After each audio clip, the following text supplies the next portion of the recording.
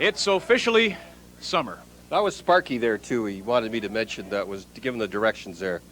Big Sparky. Well, this is something that I guess a lot of people expected, and you predicted. I'll say that. Oh, you're going to say that? How about that? I wasn't going to say it, folks. I wasn't going to say it. It's funny. March. It was funny, eh? You know, now I hear dynasty, and it is a dynasty, like I said.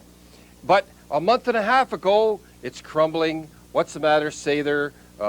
Can't get the team going. Fuhr playing too many games. Funny, eh? Now it's a dynasty. Guys jump on and off. It makes you wonder. They're just too good. They are just too good. The Bruins give it all. I don't care if the Bruins played their absolute best. There's no way they were going to beat them in this cup. I think it was the top 10. Bruins had 1, and the Oilers had 5. So where are you going? They give it a good shot, though, and it's good for the good grinding teams to get in there once in a while. Well, you have to think about the Bruins and their success, as you say. The Edmonton Oilers began the year. Who'd have expected things to be as tumultuous as they were? 8 players didn't report to camp.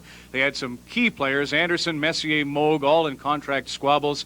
But they overcame that through leadership of Glenn Sather, John Muckler, Ted Green, Peter Pocklington, and this goes on, and I guess it's easy in celebration to point to that as the turning point, the direction that they received. But some of those players who were in trouble at the beginning of the year also came up big in the Stanley Cup playoffs when it counted most.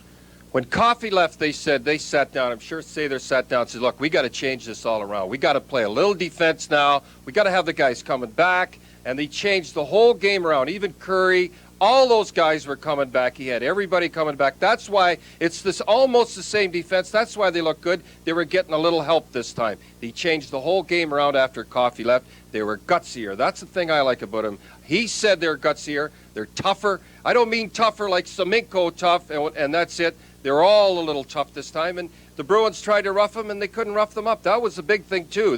They're just a gutsier team now, and like I say, Sather's a ruthless guy. There's about, as Bob Cole said, there'll be 3 or 4 guys gone off there. He doesn't fool around. They're gone.